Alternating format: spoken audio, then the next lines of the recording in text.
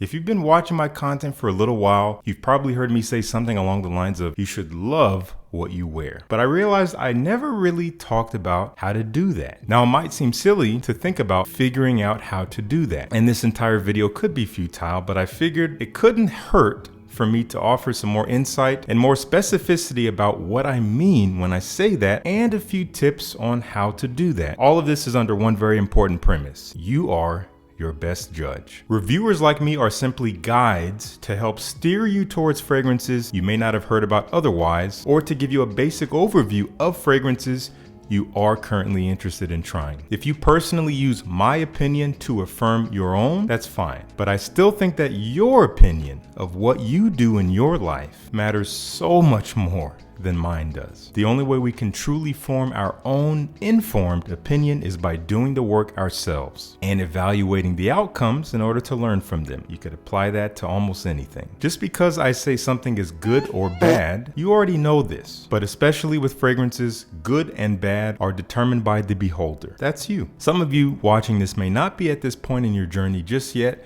and that's okay. But I know some of you watching this right now are currently intrigued by fragrances for one primary reason. You're looking for olfactive experiences that excite, inspire, and/or enlighten you. What others have to say about your experience is cool, but it's secondary. If you have a significant other, especially a spouse, I understand there is more nuance here that we have to consider. You want to wear what you love, but hopefully what your partner loves as well. But what's important is that even if they don't love it, you still can. You just might have to be strategic about how and when you enjoy it. And you never know, your partner could become accustomed to it with occasional wearings over time. The biggest piece of advice I can give to those of you who have fragrances you love to wear but your partners don't is to spray less of them. Believe it or not, the potency of a fragrance can have an equal, if not greater, effect on how others perceive it compared to its actual scent. Try 1 to 2 sprays of a questionable fragrance around your partner, especially if you're going to be indoors, and see what happens. You might be surprised. As I like to say, there is no reason why your fragrance should be the only thing someone smells when they're next to you. Consider strength and function with every fragrance you wear. Think about it. Is 10 sprays necessary if you're just going to be sitting next to your partner on the couch? This takes us to the big question. How do you find the fragrances that you love? This is a nuanced pursuit, and most interestingly, one that inevitably evolves as long as you are regularly exposing yourself to new scents. I want to give you some tips to consider with this pursuit. Number 1, sample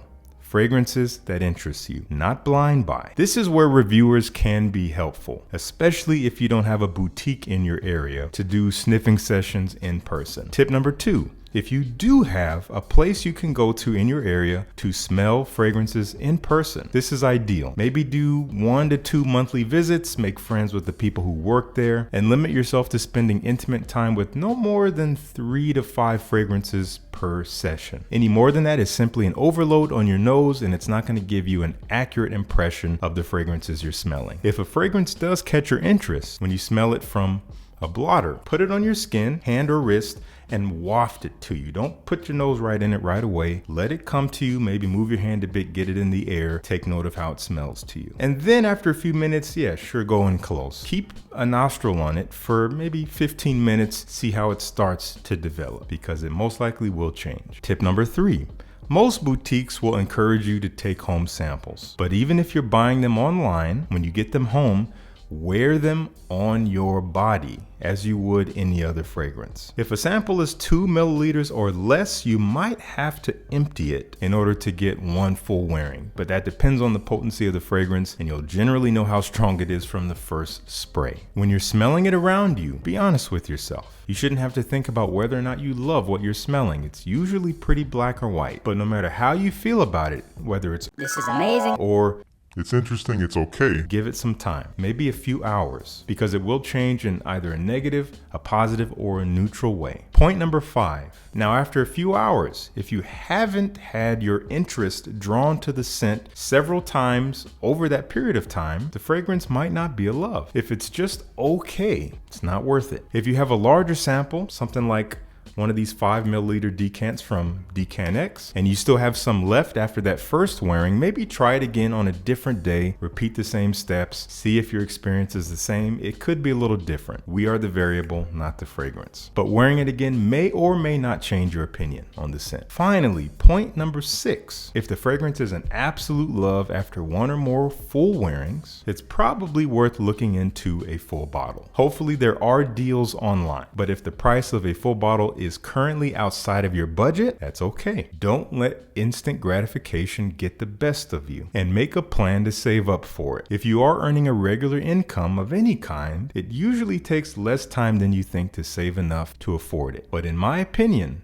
under no circumstances is going to rub some of you the wrong way, but I don't think you should be making payments to get a fragrance. If you have to make payments, that means you can't afford it, at least not yet. When you can afford it, getting it will feel so much sweeter. Now, I just wanted to give you a little example of a fragrance that I had this experience with. The fragrance is from Algabra Parfum. It's one of my favorite scent discoveries of the year. It's called Labyrinth of Spices. To be honest, I got this sample from a discovery set and I didn't really give it the time of day. However, my good friends at Decanx sent me over a few mystery samples several months ago. I did a whole live stream sniffing them and trying to decipher them and all that. And one of them was Labyrinth of Spices, which I just showed a second ago. This was my first time smelling it on that live stream. I fell head over heels.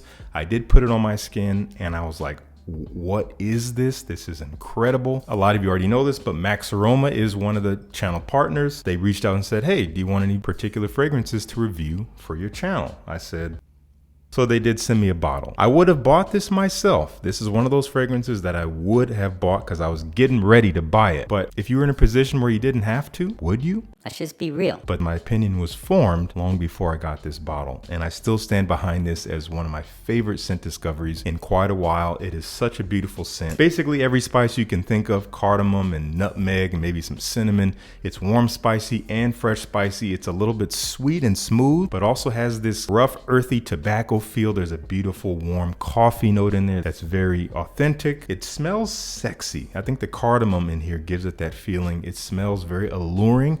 It smells like a great night out scent. It has beautiful potency for those of you that care and require that. It's simply a great all-around fragrance, especially for the cooler months. So anyway, that's it. I hope this video was a little bit helpful and insightful on how to really steer yourself towards fragrances that are going to be worth your time and money. You don't want to just be buying up everything that everyone else says is good, especially blind buying full bottles, and then those bottles just collect dust. It's not going to kill you, of course, to do that, but I think you'll be better off if you don't. You'll love this hobby way more. You'll love your collection way more, especially when you're only wearing fragrances you love and you don't feel guilty about having ones you don't wear. So I want to know what you think down in the comments. Let me know. Let's talk about it. Thank you so much for tuning in.